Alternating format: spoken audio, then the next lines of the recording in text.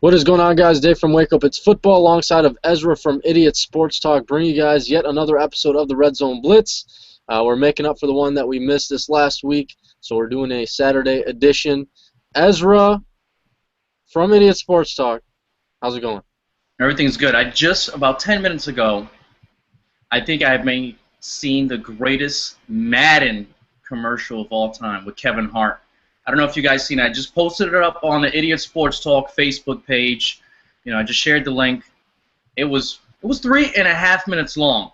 It was like a music video. They had a couple football players in it. It was hilarious. You know, it's just Kevin Hart trolling his opponent in Madden, and it was pretty epic. So, you know, big ups to Madden. Even though I stopped playing Madden about 5 years ago, and that was pretty good. Came in the final 32 here in New York City in the big Xbox challenge. You know, I'm happy that hopefully the game lives up to the commercial. I just wanted to let you guys know. Also, what we want to let you guys know is FanDuel, FanDuel.com, where you guys can do your weekly leagues. Let me show you guys my team for week 1 here. I hope you guys can see that. Check that out. Right now, this is not final, even though I have entered this $1 league. You know, got Cam Newton there at quarterback, Jamal Charles and Frank Gore at running back, Alshon Jeffrey, Jeremy Maclin, Marcus Colston, Dwayne Allen, Matt Prater, and the Vikings defense for week 1. They do allow you to change your lineup before, you know, the week starts. So if you guys are interested in this, very simple, very easy, very fun. And you guys get a shot to win a lot of money. So check out FanDuel. It's just, again, 1-week fantasy football league for money. And then if they ask you for who referred you, just say Wake Up It's Football. There's also a promo code. Everything you need to know is down in the description box below. So click the link, sign up, and start playing, guys. It's really fun. Since I'm going to do this also, I want to ask you a quick question, Dave, about FanDuel. Mm-hmm. Okay. Yep. I see so you have a budget. You create your team. Can the opponent, the guy you're facing, have the same players you have? Now, it's not a guy that you're playing. Everyone is in one league. It's thousands of entries. And what they'll do is everyone has, obviously, each player has different salaries. So, you know, there'll be so many different kinds of teams. And then by the end of the competition, obviously, the team with the most points wins. So you're not playing against one person. You're pretty much going against 1,000 entries or however many entries in that one individual league that you're in. And you can have multiple entries for multiple weeks. You can have multiple entries for the same for the same league. So it's really very, very flexible, but it's also very fun. So if you guys want to check that out, again, all the links are down below. Yeah, I'm gonna win some money. This year. Yeah, I might have to post it up to talk about it here. Well, look, I mean, again, check it out. Check it out. I mean, I got a squad right now there. You got Cam Newton, Jamal Charles, you know. It looks kind of blurry on my side. I can't see your team too good. Yeah, I don't know. Uh-oh. Your team is on the right, correct? Yes, my team here. I'll put it up again. Yeah, my team is on the right there. So that's what I have right now. I might change it up a little bit. I think Dwayne Allen Jeremy Maclin is still a bit questionable, so that pick might, you know, end up getting changed, but that's my roster so far for the first week, so we'll see what happens there. The Eagles, this guy yesterday had a big game. Was it Jordan Matthews? Matthews, yeah. Yeah, had over 100 yards. You know, as soon as I watched the third quarter, I see. This is my first time watching Mark Sanchez. And guess what he does? You know what he does, right? When he comes out in the third quarter, he throws an interception immediately. And a dude just came into my job. He was talking. You know, he's a big Patriots guy, and he was asking me. I told him I'm a Jets guy, so you know I got on him a little bit. And he got on me. And I was talking about Mark Sanchez. He was like, you know, I blame the team and blah blah blah. And I think he's in a good situation. And boom, he throws an interception. As soon as I'm defending Mark Sanchez, I was like, you know what? I apologize. Forget it. Thanks a lot, Mark. You're still letting me down, and you're on the Eagles. Well, we're going to get to the AFC North today. We're going to start off with the Baltimore Ravens. This is a team who I feel as if drafts well every single offseason. Usually they have solid talent out on the field offensively and defensively. There have been some off the field, off-season news that have, you know, could be distractions, but I don't think it's going to be with the whole Ray Rice thing. If we want to break down their draft class real quick for the 2014 draft, I'm going to whip out my binder here. For the Ravens, C.J. Mosley at inside linebacker was taken in the first round. Second round, Timmy Jernigan, the defensive tackle out of Florida State. Third round pick was Terrence Brooks and Crockett Gilmore at tight end. Brent Urban at defensive tackle. Lorenzo Talaferio at running back. John Urschel at guard in the 5th round, who I love because he was probably the smartest player in the draft. And then they went with a quarterback and a wide receiver in the 6th and 7th round. Overall, with the exception to, I believe, the Timmy Jernigan pick, I really love their draft class. I thought they did a very solid job. So hopefully, for the Ravens, another draft class that can come in and contribute with all the veterans who have left in the last couple of years, including Ray Lewis and Ed Reed. So we'll see what they're going to do. I'm more focused on how the defense is going to play since I feel like they're a little bit more younger with guys like C.J. Mosley, Matt Elam, Timmy Jernigan, Brandon Williams, those guys. I want to see what they're going to do. Courtney Upshaw. So I'm more focused on the Ravens defense, seeing if they can come together as a collective group since they're so young and actually be able to hold off some high-powered offenses when it comes to the regular season. Well, I think their problem was last year is offense. They were ranked yards 29th in the league. Okay, we know their running game was pathetic last year. Wasn't their per carry was like 3.2 among their two leading running backs, Ray Rice and Pierce. It's just this year I'm hearing a lot of positive things because they hired Gary Kubiak, the former head coach of the Texans, to run that scheme, that zone scheme run, and it's been very productive so far in the preseason. So if the running game can get back to it and everything doesn't have to rely on Joe Flacco, he's not that type of guy to carry a team, all the way to the playoffs and down the road. It's their offense. And like I said, the offensive coordinator looks like some good things. They added Steve Smith. They added some pieces over there, and their offensive line, they added some pieces. So that's what I'm worried about. The defense, I think it was just more of a chemistry issue and trying to carry or being on the field too much last year. I'm not too worried about their defense. I know it wasn't Ravens, recent history, perfect.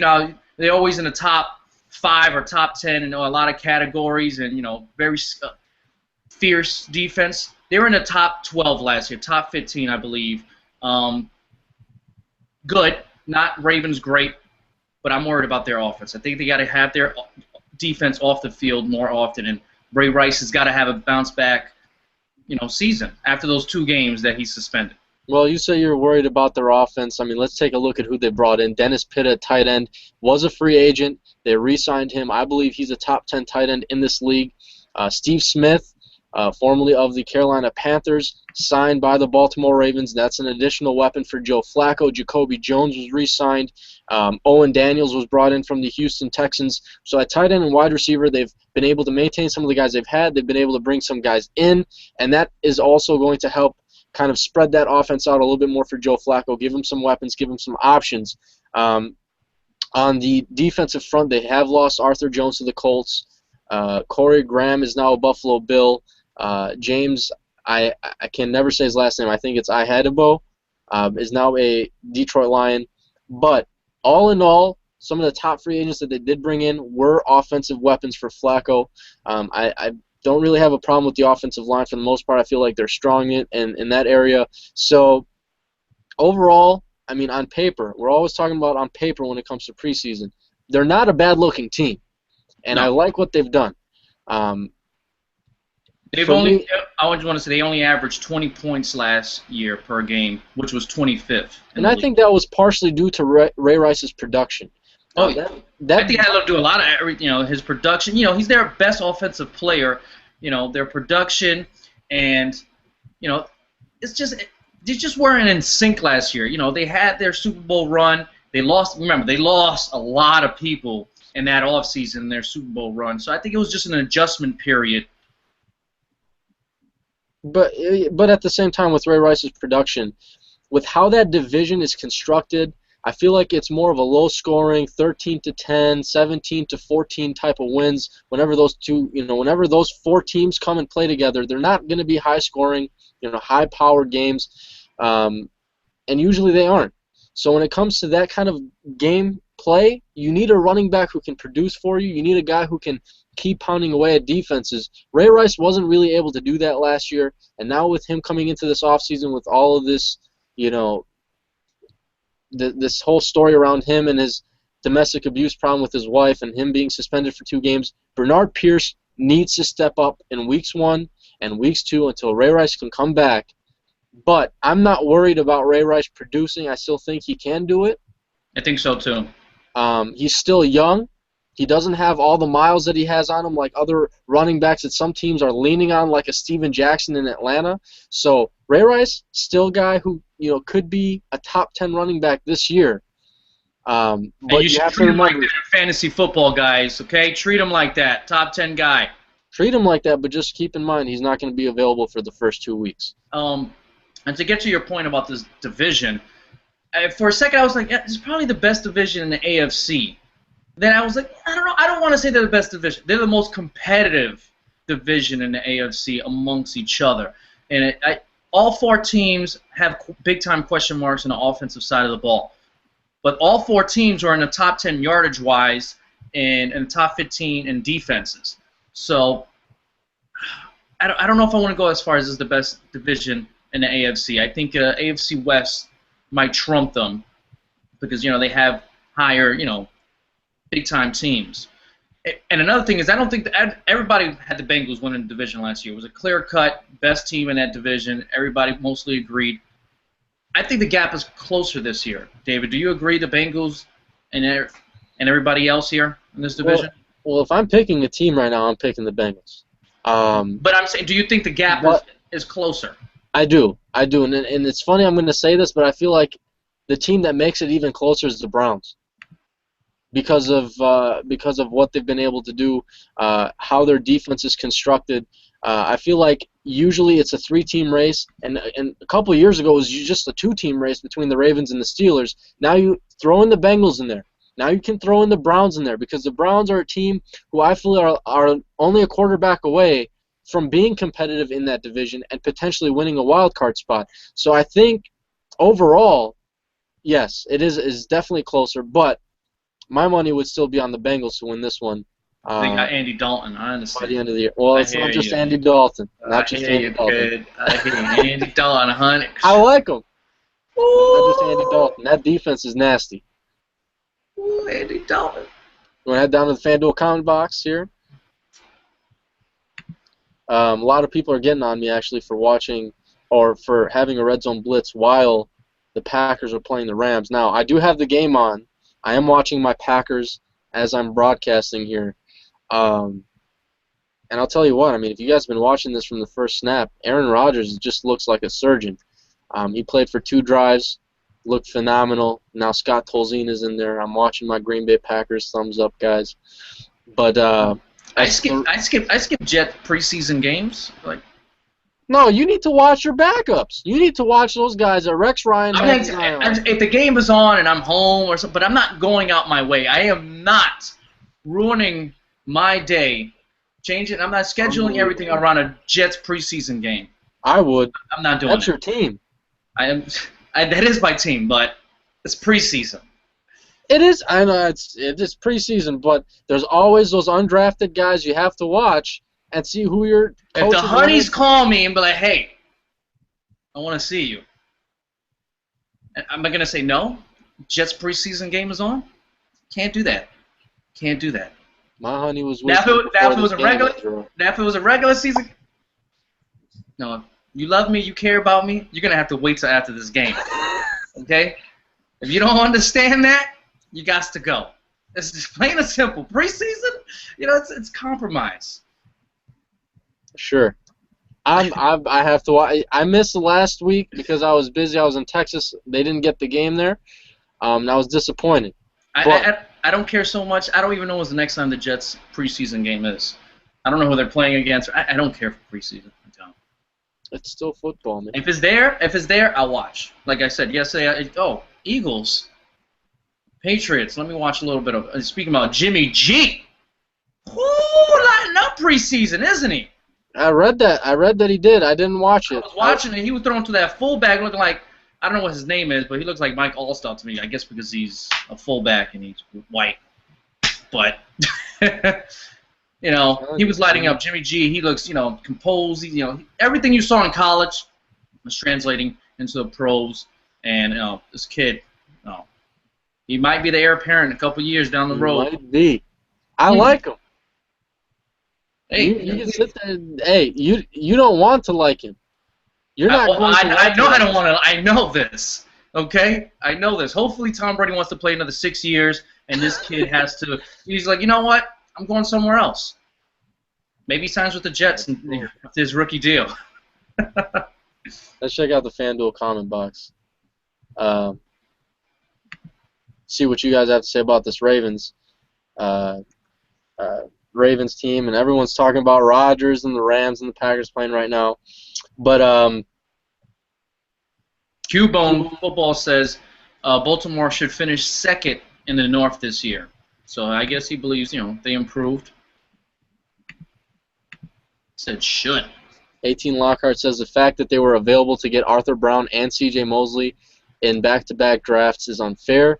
That gives them so much flexibility at the position. Now, as much as I would like to agree with you, because I do like C.J. Mosley and I did like Arthur Brown coming out of Kansas, I'm hearing Arthur Brown is being demoted slightly to the second-team defense, and it's not looking good for Arthur Brown for whatever reason. Now, we'll see where C.J. Mosley gets placed in that 3-4 scheme. Obviously, I think it would be obvious that he's going to be an inside linebacker. Now, if I take a look at their depth chart, I want to see if Mosley's in there right now at inside linebacker. Right now he is, alongside of, I believe, Darryl Smith. Yes, it is Darryl Smith. So right now Arthur Brown is behind C.J. Mosley on the depth chart, alongside of Terrell Suggs, Darryl Smith, and Courtney Upshaw. So I like that linebacking core a lot. Upshaw, an Alabama guy, Mosley, an Alabama guy. You got Haloti Ngata up front, Chris Canty, and Brandon Williams. A very underrated guy who I think is going to be playing nose tackle. I think Ngata could be pushed out to right defensive end. Brandon Williams is a guy to watch out for this year at nose tackle for the Baltimore Ravens. Keep your tabs on him. A guy who I think came out of Southern Missouri last year. I really liked him a lot. Supported the pick in the 3rd round for the Ravens. So watch out for him. If I had to pick a guy who breaks out this year for this defense, it's going to be the nose tackle, Brandon Williams. That's if they place him there. Otherwise, he'll be the right defensive end there. 18 Lockhart also writes, it really comes down to the O-line. If they can be at least average, the Ravens can at least secure a wild card spot. Willify, he believes in Andy Dalton. Andy Dalton's going to have a mad year. I'm calling 4,800 yards, 35 touchdowns, and only 15 interceptions. That would be a sick year. That would be that would just solidify the Bengals' decision and to extend his contract, and it would make the Bengals look like geniuses if he put up a stat line like that. Well, if he loses his first playoff game again, the fans are going to come out of nowhere. This guy's crap and this and that. If he does play horrible in the playoffs this year, maybe I might start. I'll walk up to the bandwagon. I don't know if I'll jump on it, but maybe I'll start walking towards that direction. Like, okay, Andy, I've been defending you the last couple of years. You're a young quarterback, but it's time to progress a little bit when it comes to the pressure. No, and I like Andy Dalton a lot, and I'm not even a Bengals fan. I like him, but I do agree with you. He needs to be able to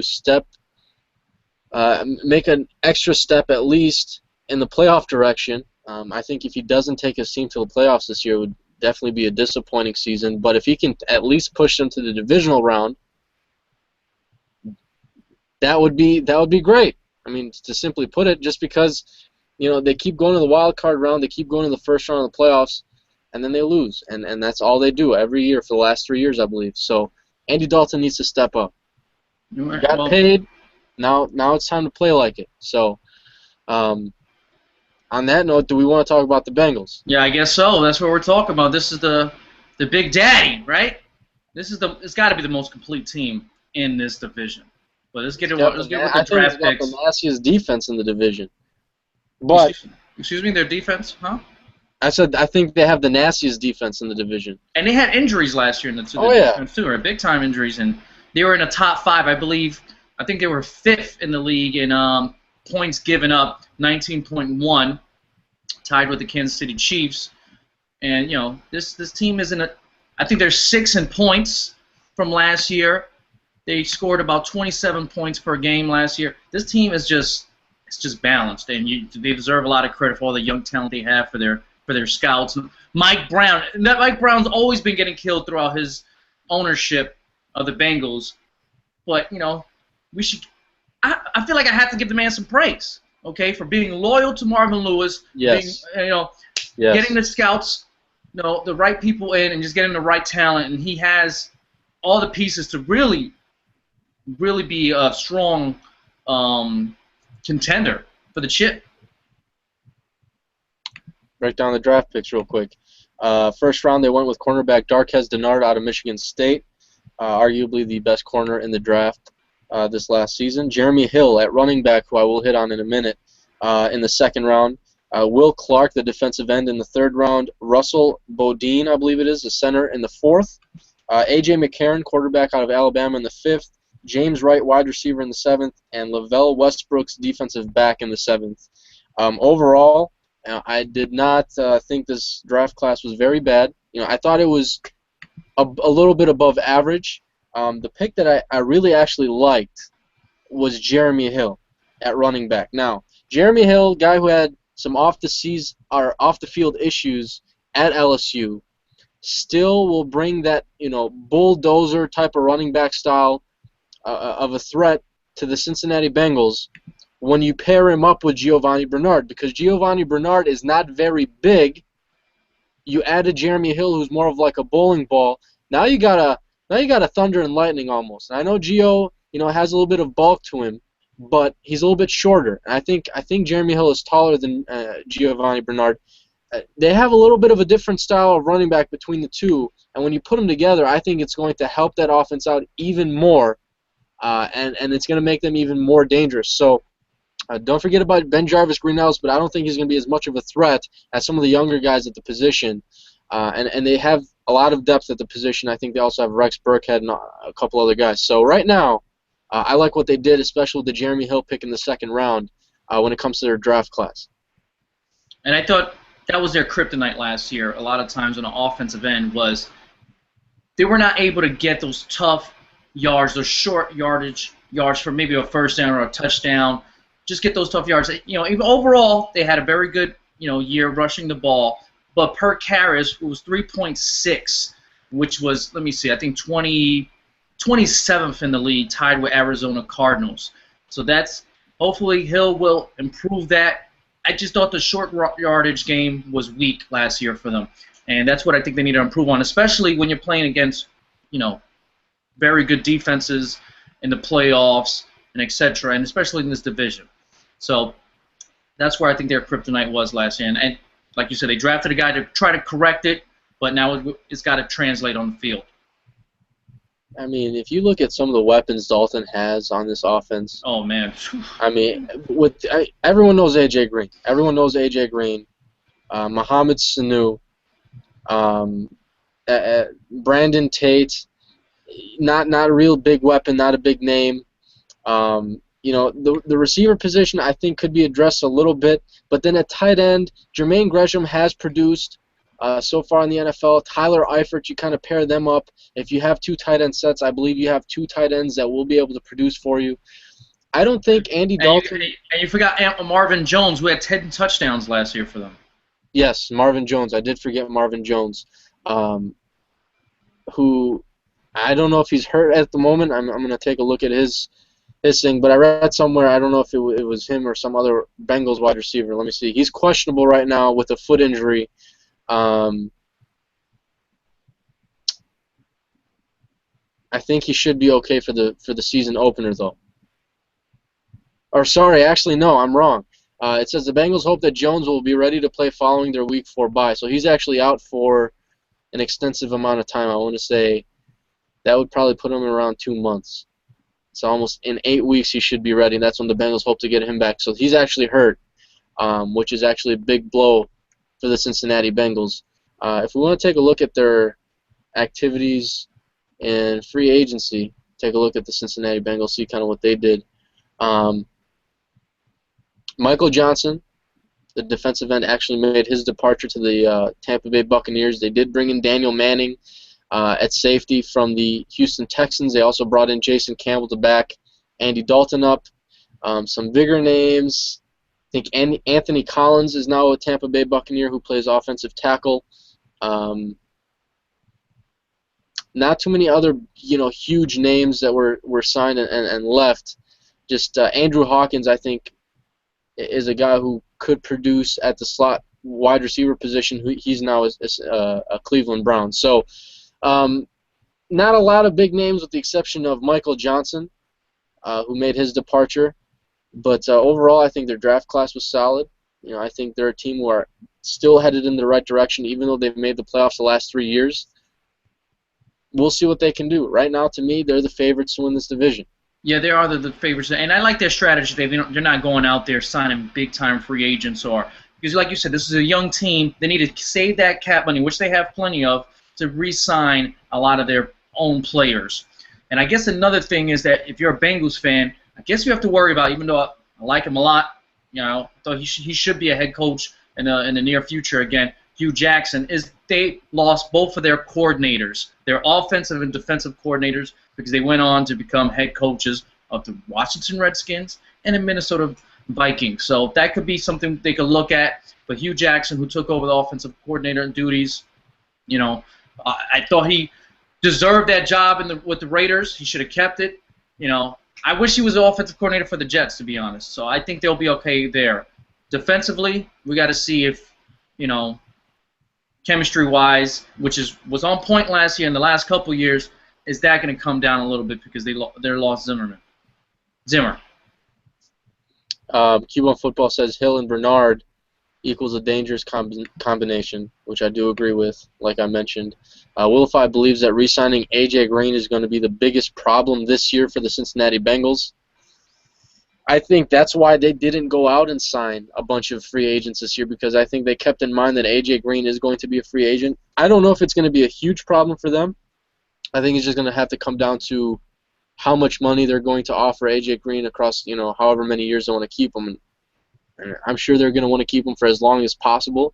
He's a very talented guy, probably a top 3 to top 5 wide receiver at the position in the entire NFL. So the thing is for him is how much money is he going to demand from the team?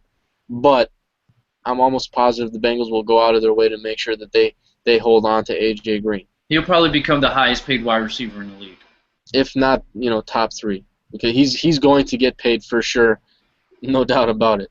Q1 Football believes that Cincinnati is most likely going to finish third in the division. If Dalton can play more consistently, they will finish higher. Well, I mean, finish third in the division. Oh man, he's got some. Can you write in the comment box why do you believe? I guess he believes is Andy Dalton. He'll be the reason why they'll finish third. But this is the most complete team in the division. Unless big time injuries happen all over the place, I can't see a third place finish. Yeah, I don't see that either. But what do we know? Yeah, that's true. I'm an idiot. What do we know?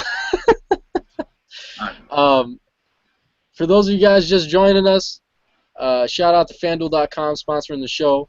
I threw up earlier in the show my lineup. Hopefully it's not too blurry for you guys. This is for Week 1, for just the Sunday games.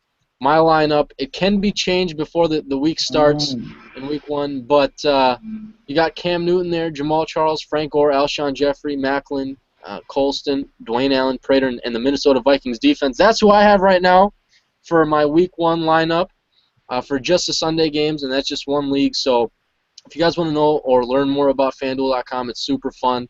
It's 1 week fantasy leagues for money. You can play for $1 leagues, $5 leagues. It doesn't really matter. It's really up to your guys' discretion. I have all the links and all the information down below. You just click the link, and you also get a promo code, which is an initial, can't say that so fast, initial 50% on your initial deposit. There we go. And just tell them that Wake Up It's Football referred you if they do ask that question. So that's all you guys got to do. Just click the link below, and everything else will fall into place. Super fun, super easy. That's my lineup. Take some notes. Actually, don't do that because I never won any money last year. I'll tell you what about FanDuel. What's funny is no matter how confident you are in your team, you're like, oh, man, this guy's going to have a breakout week this week. He's playing a really bad defense, blah, blah, blah.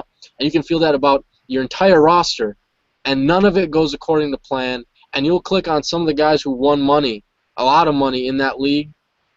You're like, how did you think this guy was going to do better than it's this fantasy guy? Football, it's man. ridiculous, and it's fun. So check it out, guys. FanDuel.com. That's what makes fantasy football so much fun. It's easily my favorite out of all the sports.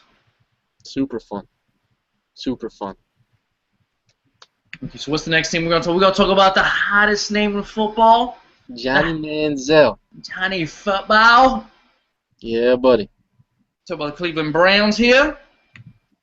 And did you watch his first game? Speaking about his first preseason game, it was the highest rated preseason game in NFL Network history. Are you kidding me? It's just his Johnny Football. That's the effect he has. What I tell you about the Cleveland Browns drafting this man, star power. Okay, I know he has to produce on the field for this to continue, but for the moment, this is what this man brings: the highest rated preseason game in NFL Network history. I think it brought in a 2.8 rating. Whew. It's nice. I mean, I didn't get to watch it. The only thing I watched was the highlights on ESPN, and that was it. He didn't make mistakes. He didn't make mistakes from what I saw. But when he read the offense, when he was playing, there were times where he could have, dumped the ball off. He decided to run. Yeah, so I was watching the game. He's a young QB, obviously, and he didn't go through his full progressions. I think he was scared to throw the ball at times where a receiver was open. Maybe he didn't think they were open. Because when he plays in a college, a guy's like 5 steps ahead of the other guy, and then he thinks that's open. In the NFL, if you're 1 step ahead of your guy, you're open. Okay, and he's got to learn. He's got to spot that ball and have confidence in himself, and that's going to take time. And that one play you were talking about, I think he was rolling to the right. Mm-hmm. He had his fullback or his running back wide open for an easy, first down. But he didn't throw the ball. He decided to run all the way around and grab the first down for himself. I don't think it was a selfish thing. I think like I said, he's just nervous, and it takes time to get adjusted to the speed and have confidence in yourself at this level. And I agree. And we're going to have to see. But I'm going to ask you a very crucial question before we finish the Cleveland Browns. But first, we're going to get to their draft class for this last year. So I'm going to grab my binder here. Their draft class, again, everyone wants to talk about Johnny Manziel, but the 8th overall pick was Justin Gilbert, the cornerback out of Oklahoma State. Very talented guy. I think he's, multi-dimensional. They actually traded up 1 spot for him, which was a bit puzzling. But Johnny Manziel did go in the first round, 22nd overall pick. Joel Bitonio, the offensive tackle, in the 2nd round. Christian Kirksey, the outside linebacker, in the 3rd round. Terrence West, the running back, in the 3rd round. Pierre Desir, the cornerback, in the 4th, who I believe has just recently been hurt and I think is going to miss an extensive amount of time. And then Marquise Flowers, the outside linebacker, in the 6th round. That was their draft class. Ezra, when you kind of look at their entire class, good, bad, ugly, okay, I mean, what is the word that comes to mind to you? They're going for potential. Justin Gilbert, he wasn't the most polished cornerback, but he has the most potential. Johnny Football, most potential. A lot of their draft picks was potential, and those are big risks. Either it works out, or they're completely gone from your team.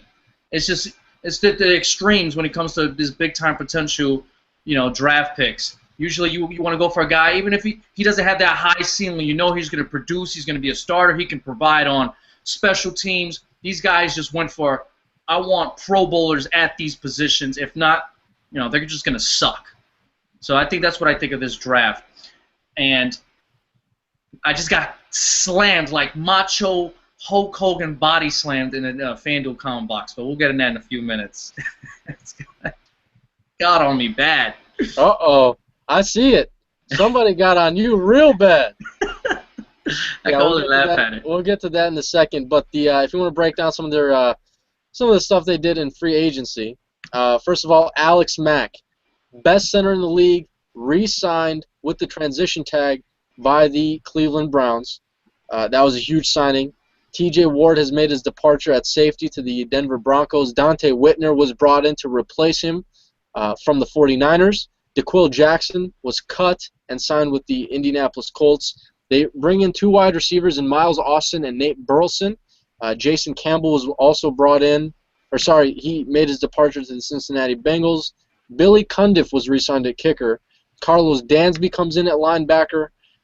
Ben Tate comes in at running back. That's going to be a huge addition to that offense. Earl Bennett is now also a part of the Cleveland Browns at wide receiver. So I think the biggest impact player that they re-signed was Alex Mack. The biggest impact player that they brought in from a different team, I think, is going to be Ben Tate.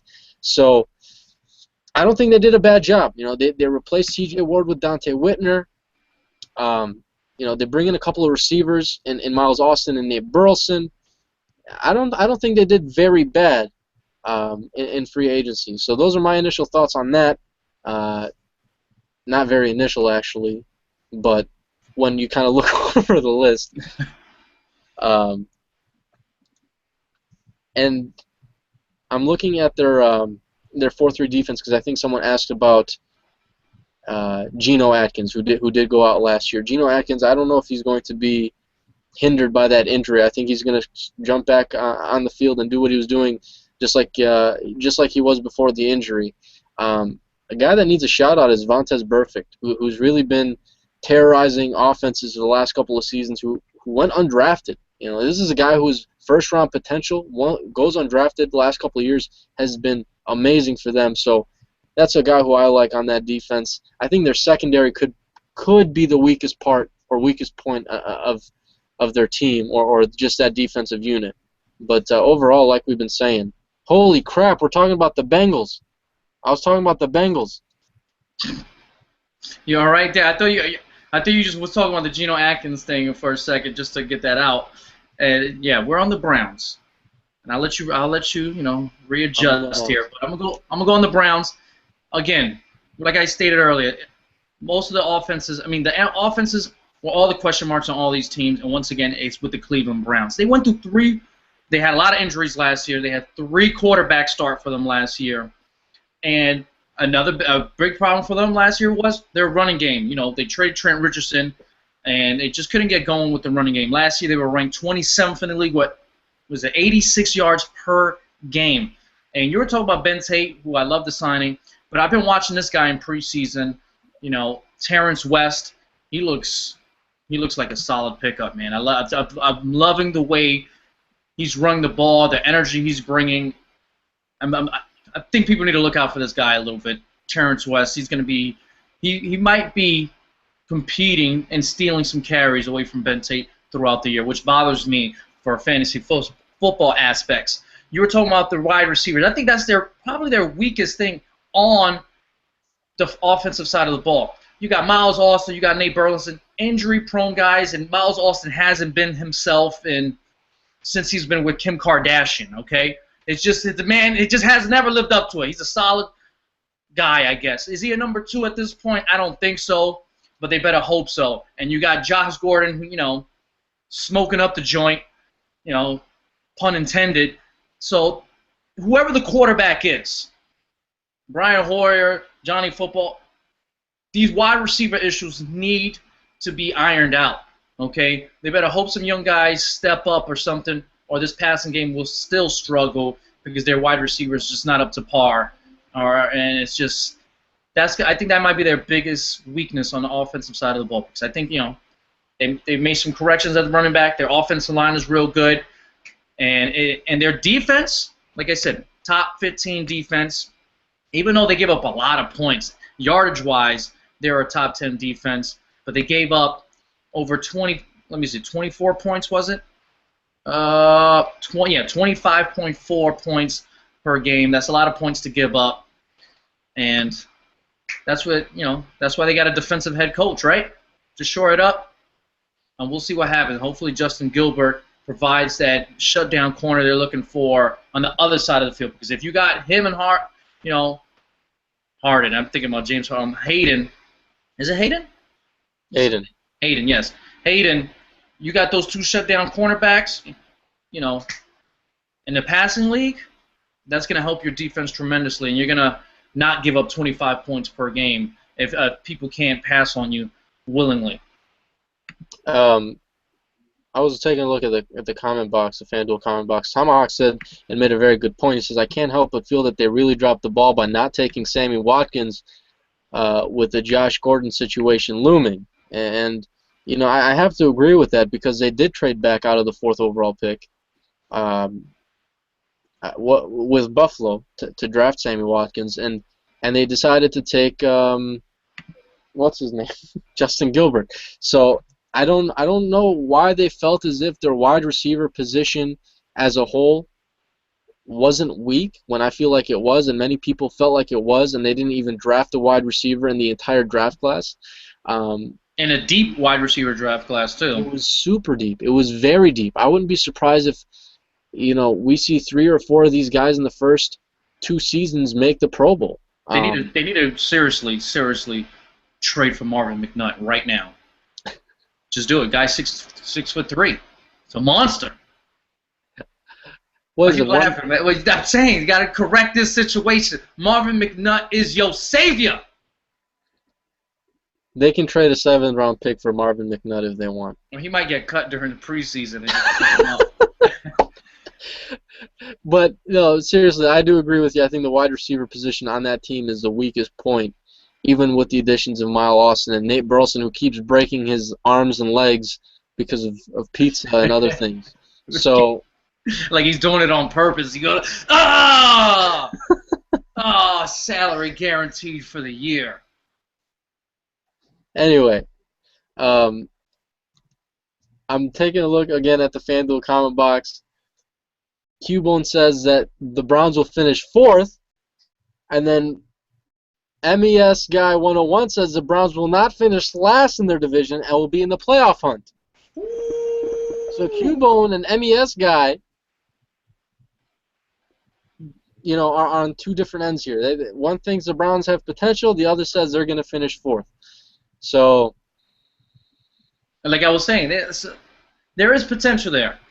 There is potential there with the Browns, and they have a solid defense. They made some changes on the offensive side of the ball.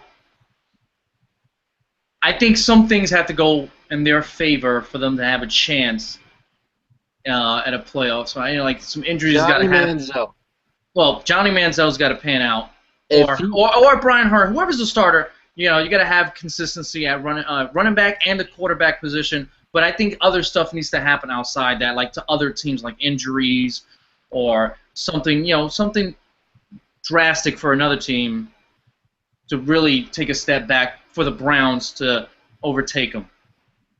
We could be talking about that in Week 16 or Week 17. By the time it's all said and done, we could be saying, wow, the Browns finished the season at 9-7 with Johnny Manziel having an amazing season. No one saw this kid coming into the NFL and doing what he did. And the teams that they played, even though they were injury prone and injured, they were injured, whatever, the Browns were in the playoffs. Are we going to be saying that? And that's the thing. I think the beauty about all of this right now is we don't know. And that's why we want to watch. And that's why we want to see what happens, because it's almost like, does this make sense? Real life, reality TV? Does that make sense in a way? I don't know if it does, but it's almost like a storyline, and we want to see how it starts and how it ends. So Johnny Manziel is that's why he's the star, because he brought so much excitement to Texas A&M. The Browns draft him. He's a player who, at a position in which they desperately have needed for the last 15 years. Let's see if he's going to do it. Now, here's the question I want to ask you. Does Johnny Manziel start in week 1?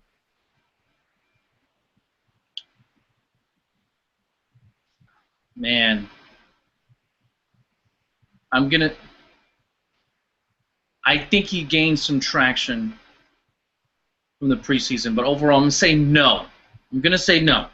For some reason, management ownership is a little, they're already trying to control Johnny, and I guess in some ways, not starting him in week 1, they want to show Johnny, you really got to earn this. You really got to, and it's not like Brian Hoyer is just some slouch out there either. He's not, he's not a Jets quarterback.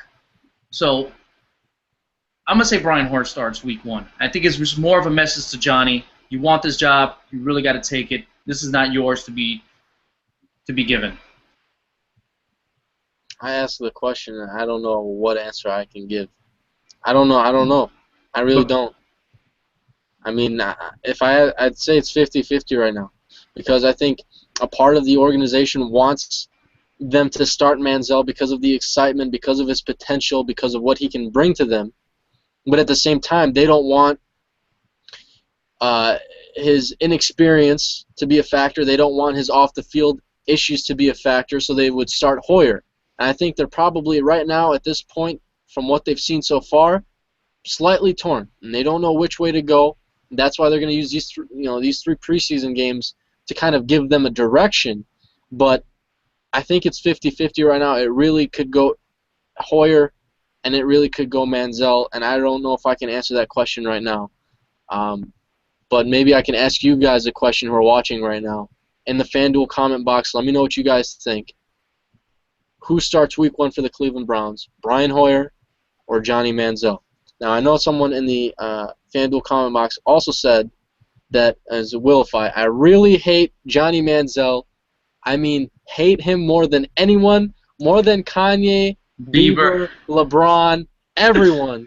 He hates Johnny Manziel. Why? Why do people hate Johnny Manziel? And back to my point about starting week 1, if Brian Hoyer does start week 1, the man will have a very, very short leash. Oh, man, especially with the fan base and everything, will be clamoring for Johnny. Oh, yeah. Oh, yeah. So, very short leash if he does start week 1. I hope he knows that, because he's in for a ride there in Cleveland. That's going to be a tough one. 18 log card. Redskins, Browns play this week. RG3, Manziel. If Vince Young was still on the Browns, it would literally be Skip Bayless's wet dream. PG. And speaking about Vince Young, I think he just accepted a position back at Texas to raise funds for programs. Like this, he's like some coordinator to raise funds. I guess he's going to use his name, he's a famous Texas alumni, and try to gain funds from people. So that's it. His football career is finished. Is done. And 18 Lockhart wrote, Manziel and McNutt equal man nut. Love it. See? Put it on the shirt already. Oh no. Oh man. As much as I want to bring Marvin McNutt on the show, if we actually brought him on the show, we'd have to tell him the only reason you're on the show is because of your last name. And I would tell him, I'm like, hey, yo. Because of you, I've been McNutting everywhere. That's it. He might take offense to that. I don't know, but whatever. We're here cheering for you. Nobody else is, okay? Tomahawk says, Jonathan Football will start week 1. Hoyer's just too average to keep such a dynamic player off the field. Ooh, Tomahawk with the throwdown. Can you imagine that? Imagine Brian Hoyer reading something like that. Just too average to keep such a dynamic player off the field. And you know what the funny part is? They're the same type of player. Brian Hoyer and Johnny Football. Like, Brian Hoyer can get out there and run, too. Yeah. He can make some stuff happen. Yeah. It's funny. I know this might be a little bit of a tangent, kind of a change of subject, but 18 Lockhart says, I'm actually more intrigued by the Jaguars quarterback battle right now. Bortles has looked great so far, but they really want him on the bench for right now. And I just thought of something when I read that comment. For the longest time, up until they picked Blake Bortles in Jacksonville, they did not reveal their hand. They did not hint at what position they were drafting. They did not say anything about anybody. And more people than not thought that they'd probably go with Khalil Mack if he was available. But they took Blake Bortles at quarterback, and they said he was their guy all along. Now, he has looked great so far in his 2 preseason games with the Jacksonville Jaguars, and they keep saying that they want him on the bench, but don't be surprised if they start him in week 1. Maybe it's for whatever reason, something that they kind of want to keep hush-hush about. But I wouldn't be shocked if Bortles starts week 1 in Jacksonville. We've seen it happen before, where teams say, "Oh, we're not going to start him," and they end up starting that player. Don't be shocked if Bortles, starts week 1. I wouldn't be. A lot of people, even the media, ESPN and whatever, such are clamoring that, you drafted this guy, start him. I've always been the guy that says, sit your young QB down. I've never liked start. Nowadays is different because of rules and it's just more of a passing league. But I've always was a guy, sit your rookie QB down. Sit him down for a couple years. I've always felt strongly about that. I thought the Packers did it right, or Aaron Rodgers. Other situations, it was right. I was always a strong component of that. Let them learn from the sideline, read the playbook. Let them get a feel for the speed of the game. I don't know, but that's just me. Nowadays it's a little different because we've seen plenty of QBs recently have immediate success. With the Cam Newtons, the Andrew Lucks, the RG3s, Russell Wilson. So it's changed from 10 years ago where it was very rare for a rookie guy to come in and have such type of success and composure and leadership. I think we've hit on the Browns for the FanDuel comment box, so we want to move on to the Steelers now. Move to Big Ben, the best QB in this division. We could talk about the Baltimore Ravens. And before we go to the Baltimore Ravens, you guys who are not available for the live stream and can't stay home for an hour and a half to watch the video, you can always download the Wake Up It's Football Red Zone Blitz podcast, available for free on iTunes. So, guys, check it out, download it, subscribe. We want to get to that comment that I got slammed on? Musa, I think it's Musa and Yusuf. Slammed you on, man. I'm just looking at the comment box, looking at, 18 Lockhart. I first read it. Ezra, when are you doing your fantasy draft? I actually canceled my fantasy draft to do the Red Zone Blitz today. That's how much I love you guys. And I go down, and Musin this is my first live Red Zone Blitz. Thank you for coming by, good man. And, man, Ezra's ears are way bigger live than previously recorded. That's cold, man. And I've said it here a million times, my ears are not big. I've said this a million. They just pop off. I put them back. They're normal, man. They're normal. They just, they pop out. That's it. The ladies love grabbing them. I'll tell you that. Just remember that. Grab on and start riding. All right. Well, we're moving on to the Pittsburgh Steelers now. gonna read off their draft class for this last year. In the first round, they went with Ryan Shazier, the outside linebacker out of Ohio State. Second round pick was Stephon Tuitt, the defensive end out of Notre Dame. Dre Archer, the running back, was drafted in the third round. Martavius Bryant, the wide receiver out of Clemson, in the fourth round. Shaquille Richardson, the cornerback, in the fifth round. Wesley Johnson, the offensive tackle, in the fifth. And then they also took an outside linebacker, defensive tackle, and tight ends in the sixth and seventh round. Overall, I mean, a couple defensive players, couple offensive players in their first couple of picks. I thought the players that they ended up drafting, with the exception of Stephon Tuitt, because I wasn't a real fan of him, uh, solid. Guys who could come in. Again, this is some of their picks, like Martavius Bryant, were potential picks. He was a guy who's very tall, could be a big receiver for Ben Roethlisberger to throw to. So some of these picks are potential picks. But Ryan Shazier in the first round should be a guy who comes in week one and contributes right away, potentially even at inside linebacker. A guy who can definitely, has a nose for the football, attacks the line of scrimmage. I like him a lot. I like what I saw on tape. So Ryan Shazier, I believe, in the 15th overall pick for the Pittsburgh Steelers. Very solid selection there out of Ohio State.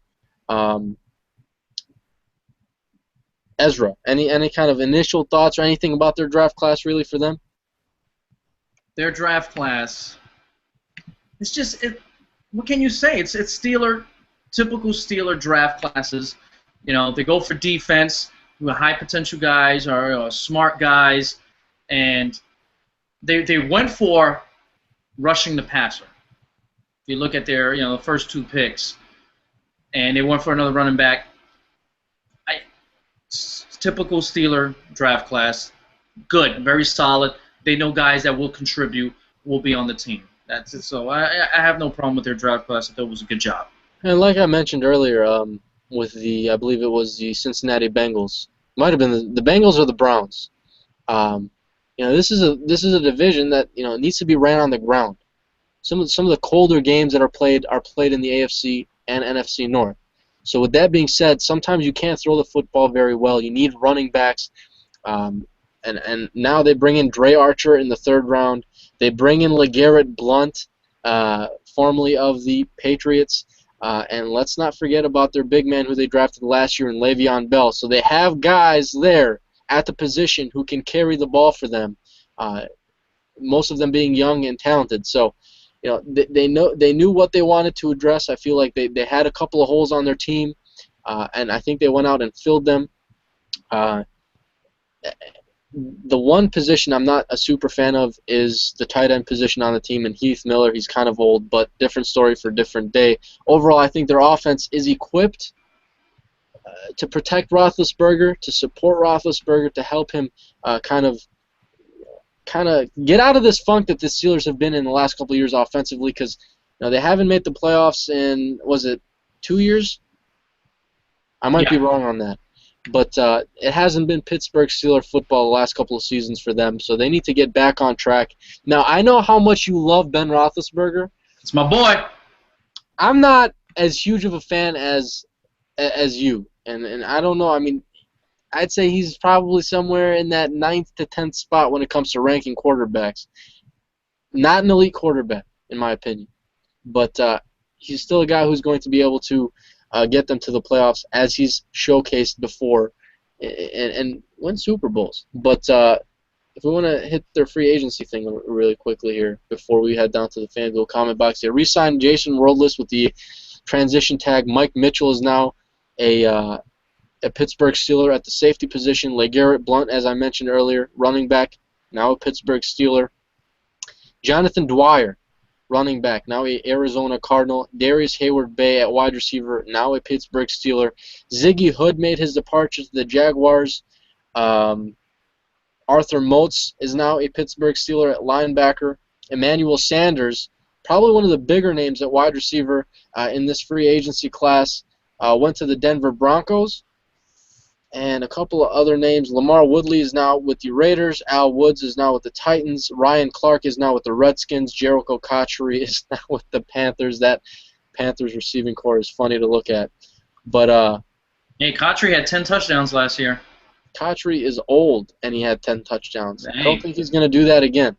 Just shows the greatness of Ben Roethlisberger. Maybe McNutt can take some notes. Big Bud. Big Ben. Anyway. Well, so if McNutt was on the Steelers, it'll be a big McNutt. Okay. The combination of those two, just a 18 lock card, because he likes doing a QB wide receiver combination. Just saying, big McNutt. Steelers. It was not a Steeler year last year. They did not play Steeler football. They run the ball and they stop the run. They did not perform either last year. They were 28th in rushing the ball. Bell, their their big draft pick, was hurt for most of the year, and when he came back, he showed some signs. And Todd Haley, the offensive coordinator, they've been having issues the last couple of years. I mean, he's not a big running guy himself, but I think this year, like you said, they addressed the position, and they have some depth with Blunt in there now. And rushing against them you averaged 115 yards, was 21st in defense.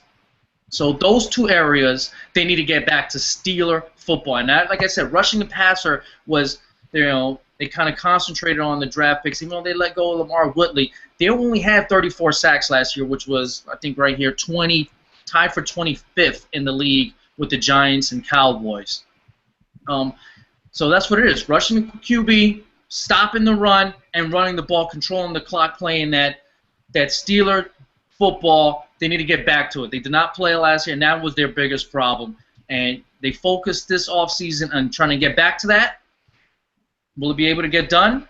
I don't know. And if your defensive numbers was this week in this division where the offense is not that spectacular, it just shows how bad their defense really was last year. So, hopefully they get back towards that Steeler football mentality. And I thought Big Ben, for that team to end up, what was it, 8-8 or 7-9?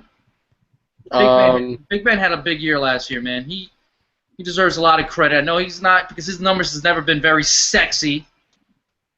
But Big Ben, man, yeah, 4,200 yards, 28 touchdowns. Another thing, what bothers me, they lost Sanders.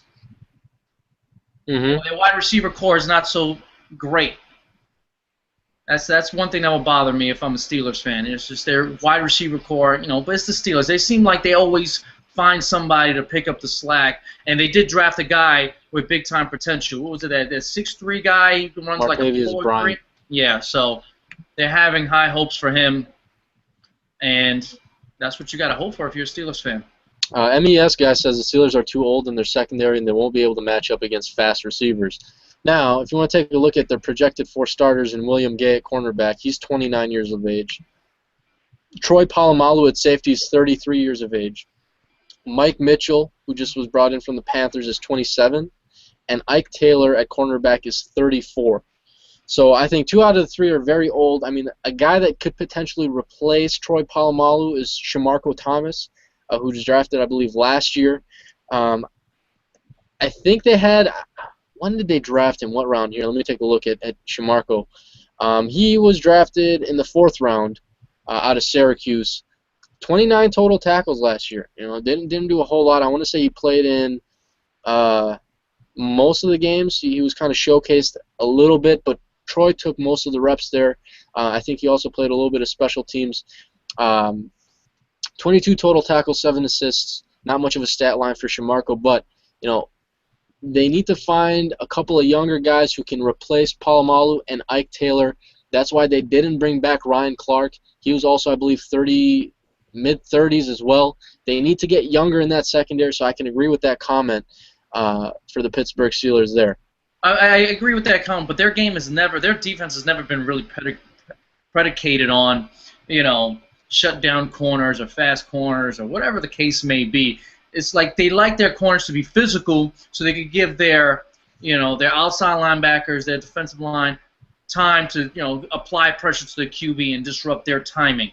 It seemed like the Steelers defense has always been like that. Disrupt timing of the QB, hurt him, be physical, all across the field. I'm talking about special teams, offense, defense, just being physical. They were never really big on speed throughout their whole, existence. So let me tell you what. Thinking about the linebacking cores, out of all the linebacking cores in the NFL, because I know that the 49ers play a 3-4, their linebacking core could be considered number 1. If Jarvis Jones and Ryan Shazier pan out, this is going to be the nastiest linebacking core in the league, alongside of Lawrence Timmons and Jason Worldis. It's going to be nasty. Jarvis Jones, at one point, projected as a top 5, top 10 pick in last year's draft. I feel like he fell, was it 17th or something like that? Shazier, 15th. Timmons is a guy who's really nasty, still very young. This linebacking core, again, if Shazier and Jones progress, is going to be the nastiest linebacking core in the next 2 to 3 seasons. Put that in the bank. I need to write these. I'm writing this prediction down. Where's my pen? Nastiest linebacking core in 2 years, Pittsburgh Steelers. I need a piece of paper. Or you could just save the recording. Save right here. Bam. Yeah. Bam. All right, let me get to the FanDuel comment box. These guys are, getting on my ears a little bit here, but we'll get in that in a few minutes. Someone believes you. Cubone Football believes you should get the boot for not believing in the great Big Ben. Oh, I don't. Most of these people are just getting on my ears.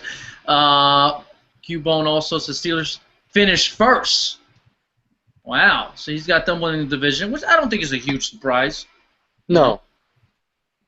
Like I said, I think everybody in this division has closed the gap on the Bengals. I think the Bengals are the most complete team still. I think they should easily be the favorites to win this division. But they have closed the gap, and it wouldn't be surprising to me if another team came out on top at the end. Well, if I say something just bugs me about Ben Roethlisberger, he just seems sort of off. And I guess, David, you might have that same type of feeling about him. Like, Ben Roethlisberger is not the, most flashy guy. He doesn't put up the most sexy numbers. He just gets the job done. And I see why people might be on and off the boat with Ben Roethlisberger. I just see, there's just something about him. Yeah, I guess you can say there's just something off about Ben. Is it like that? Know. Does he have like a mole in his face? You think that's what it is? No, it's not. I don't think it's that. You sure? Yeah. Okay, just saying. You said there's something. Maybe subconscious. You see that mole right here in his right cheek. Maybe it bothers you. He does have a funny looking face. I'll tell you that right now. That's why you don't see him in too many commercials. It's a very he looks like, you remember when Kane first took off his mask in WWE? That's what kind of Ben Roethlisberger. He's just like, you might want to put that helmet back on. Like you told Kane, please put your mask back on. Ben, put your helmet back on. I think that's what it is with Ben. Ben's face is just not, you know what? I'm a QB. I'm a quarterback. Super Bowl winning quarterback. MES guy asks, do you think Mike Tomlin is a Hall of Fame coach? No. And I like Mike Tomlin a lot, but what has he done? I know he won a Super Bowl, but how can he be a Hall of Fame coach for one Super Bowl? A lot of Steelers fans, want this guy fired. What? Yes. A lot of Steelers fans, because if you think of the Steelers, you think of consistency.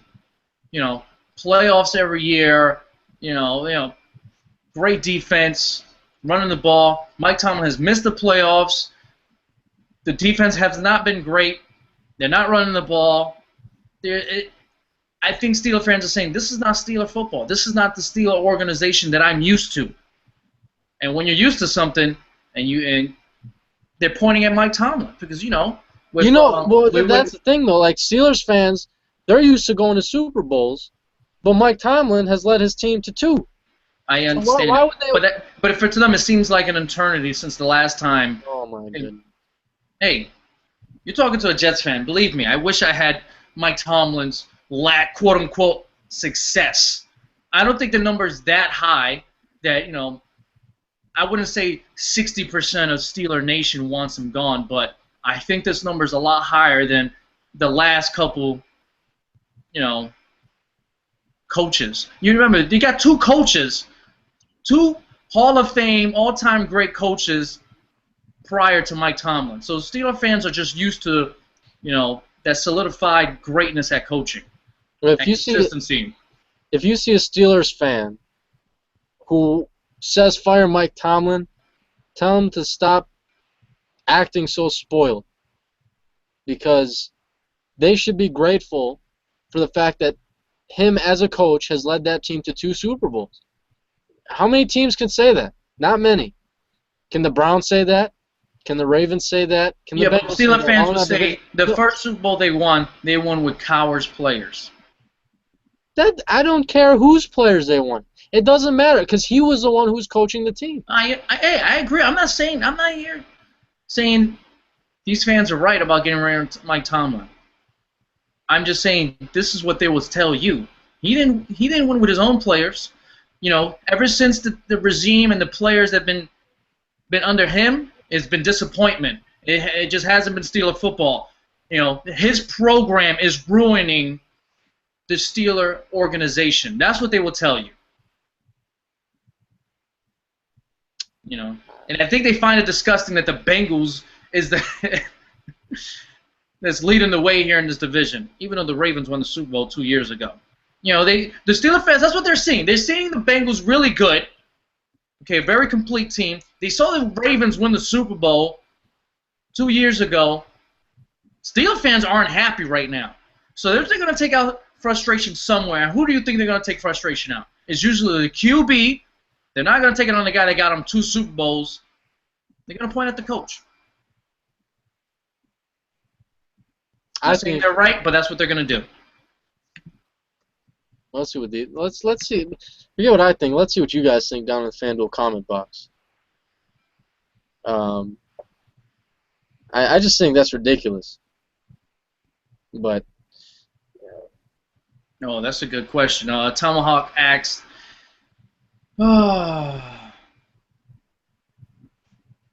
Ezra, who would you rather have, Mike Tomlin or Rex Ryan as my Jets head coach? If you just want to go off of success, I would guess I would go with Mike Tomlin, but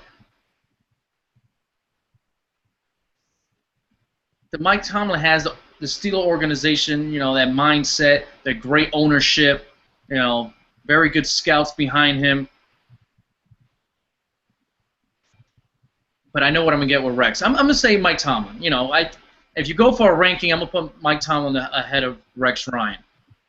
I know I like Rex Ryan a lot. You guys know that, and that's why it was hard for me to just even say that. But yeah, I'll go with Mike Tomlin, even though I don't know how he is outside the Steeler organization. Masin says, "How are you gonna say Big Ben has a funny face? Do you know what a mirror is?" Is he?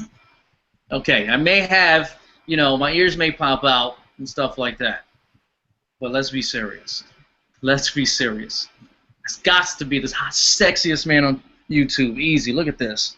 It's incredible. This is incredible right here. Yeah, I should have some ladies next time on the Red Zone Blitz to tell this guy what the deal is.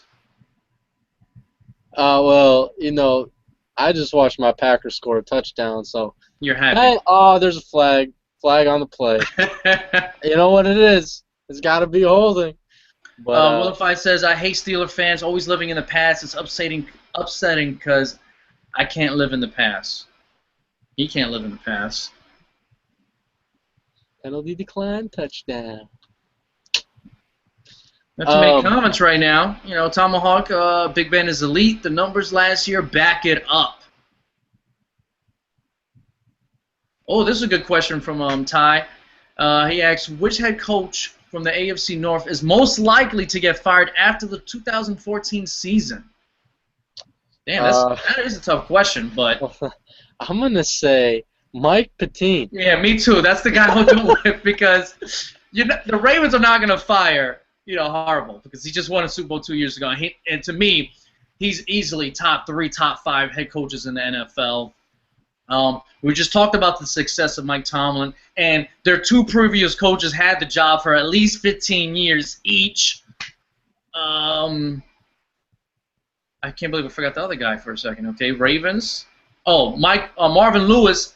Isn't he the second longest tenured head coach in the NFL behind Bill Belichick? Yeah.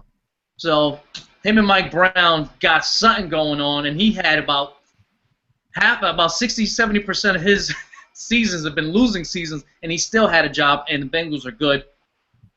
So what I hear is this past offseason that Mike was not even their first choice of the Browns. He was like their third or fourth. Well, don't forget about this whole John Harbaugh trade that almost went down. There's a Jim Harbaugh. Jim Harbaugh, I can't never forget. John is from the Ravens. Jim is from the 49ers. Okay, don't forget about this Jim Harbaugh thing that almost happened where the Browns were ready to trade for Jim Harbaugh. And he's going to be a free agent at the end of the year. And when he does become a free agent, Jim Harbaugh, he will become the highest paid coach in the NFL. We'll see. We'll see about that. And when he gets that money, he already said it's not about money, but come on, let's be serious. So when he gets that money, Bill Cowher, John Gruden is going to sign like, that's what I'm talking about. Yes. Well, I hope Cowher and John Gruden come back. I know. And I think it's more likely that Cowher comes back than John. I don't know. These guys really seem happy that, they got their Super Bowls, they got paying jobs, analysts, and John Gruden looks like he's having a blast with ESPN. He's going over there McNutting on every single QB and player through all his broadcasts. He hates nobody when he's a broadcaster. When he's a player, Chucky, he gets all red. But, I wish those guys come back. Well, maybe to the Jets. Yeah. Oh, Mansimish says Marvin Lewis. Cubone Football says Marvin Lewis are most likely to be fired. I don't see that happening just because he's been there for so long. And when you thought he was going to get fired, he got an extension. And like you said earlier, the owner's very loyal to Marvin Lewis. He might be part owner of the Bengals or something. I don't know how much he gets paid, but maybe, Marvin Lewis seems like he's part of the Bengals now. He's been there for so long. I feel like I can't even think of the Bengals without Marvin Lewis now. At this point, I can't remember their last head coach. Who was their last head coach? That'd be a nice, Red Zone Blitz question. Who was the Bengals' last head coach? Bob Saget. I don't even know. I'm about to Google this thing. Google it. Wow, I'm on Google and I'm about to click and I just wrote Google. Unbelievable. Wow. You Googled Google? Yeah, this hangover is whew. All right. Bengals.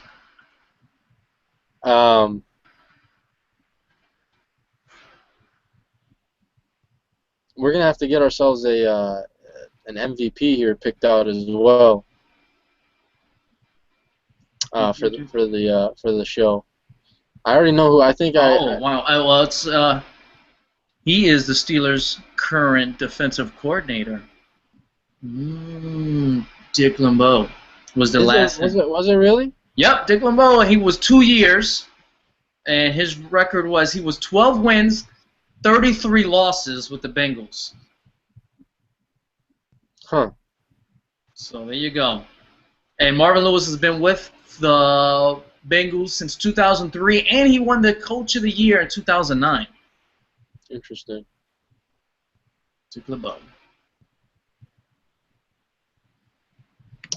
So who you guys your MVP, man? My MVP tonight, or if you want to say tonight.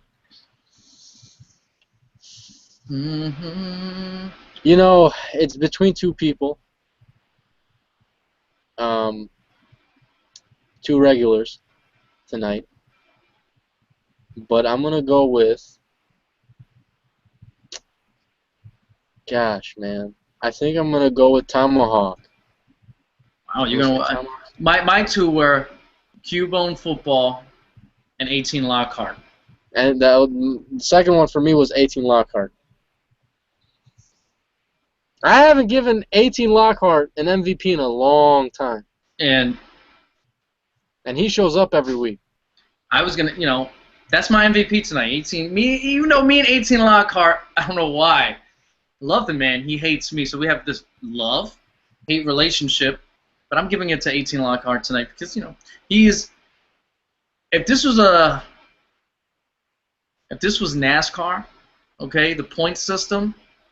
This guy has a top 3 finish and MVP every week here in the Red Zone Blitz. He will be leading the point. If we had an MVP based off of that point system for a year, he's by far in first place for MVP of the year. You know what we should do is a viewer power ranking where every week the top 10 viewers get a certain amount of points or whatever we decide to do. And every week the power rankings change. And we should do that for the top 10 viewers. We got to come up with something. Maybe we'll come up with something before the regular season. By the regular season starts for here, the Red Zone Blitz, because our regular season, we're still in preseason mode right now. Yeah, we are. But I think that'd be cool. Get a viewer power ranking going, top 10 guys who come in every week, and then shift names around every week. And you know, I think that would be awesome. So maybe we can get that going for you guys. I think 18 Lockhart would probably start out on that list. Maybe we have to start out blank with a blank top 10, and then we'll start with a fresh show. But you already know Lockhart's going to show up. You know, Tomahawk's going to show up. I think Willify and Ty Jeff and some of these other guys are always here. So Cubone Football's been here the last couple of weeks. So, Mansamish, sometimes it's been pretty consistent. I have faith in some of these guys. So MES guy as well. So, you know, we'll see how it goes. Again, don't forget to sign up for FanDuel.com so you guys can follow kind of the rhythm that me and Ezra are going to be in for this regular season with FanDuel, so you guys can kind of understand what we're doing. Super easy, super fun. Again, the link for you guys to sign up is down in the description below if you guys want to kind of see how it looks like if you're joining the show late. Again, here's my lineup for the first week. Again, this is just one singular league, and these are just for the Sunday games. My team is on the right. I decided to go with Cam Newton, Jamal Charles, Frank Gore, Alshon Jeffrey, Jeremy Maclin, Marcus Colston, Dwayne Allen, Matt Prater, and the Vikings defense. And they do allow you to change this before the season starts or before the week starts. But click the link down below, guys. It's going to be really fun, super fun to kind of follow along with, and just sign up. Initial deposit can be anything you want it to be. The amount of money you want to kind of bet with can be anything you really want it to be, anywhere from $1 to $100. Doesn't matter. Everything is very user-friendly, very easy to follow along. So check out FanDuel.com. The link is down in the description below. But Ezra, I think we're gonna head out, man. Do we want to do a show sometime soon again to kind of keep these shows going before our schedules get busy? Unfortunately, my schedule during this week, unless we do a very late Red Zone Blitz, like 1 o'clock in the morning, late. I guess we'll have to hook up and we'll let you guys know in the comment box. But if we want to do it during the week, it could be a possibility. Maybe tomorrow, early afternoon, we could talk about another division. But we'll talk about that after the show. And guys, don't forget to subscribe to the free iTunes Red Zone Blitz podcast. Tell your friends, because we're nice like that. We're cool. Yeah, stay hooked up with us on Facebook and Twitter, guys, so we can update you on when we will do the Red Zone Blitz next. Hopefully within the next week we'll have at least one for the NFC North. We'll probably do that next. And then that's it for the show. Cubone Football wants the NFC West, the best division in football. That's going to have to wait, man. That's the best division in football. That's going to have to wait, that show. And 18 Lockhart was asking me about my live fantasy football mock draft. Since I canceled it today, going to be busy tomorrow evening. There might be a possibility early tomorrow that I might do it. If not, it's going to be late during the week also for me because, you know, work, got to pay the bills, kid. Yeah. And Manson, he wants to join my IST Fantasy Football League. Yes, I still have a few spots open. Hit me up. Send me your email at idiotsportstalk@gmail.com or hit me up on Twitter or the Facebook, Idiot Sports Talk. So I have a few spots left. Join the free Yahoo Fantasy Football League. Would there be the possibility tomorrow to do a show around the same time we did today, 5 Eastern, 4 Central, or no? No, I have to attend a boat cruise at 8 p.m. and, you know, open bar. I have to get intoxicated tomorrow night for my friend's birthday. Be there with the ladies you know, it's gonna have to be a little earlier if we do it tomorrow. Okay. So we'll talk. I'll see what I can do. Cool. All Sounds right. good. Later, All right, guys. Check us out on Facebook. Check us out on Twitter. We'll keep you guys posted for the next Red Zone Blitz. But I'm Dave from Wake Up It's Football. That's Ezra from Idiot Sports Talk. I'm stupid. And, and we're out.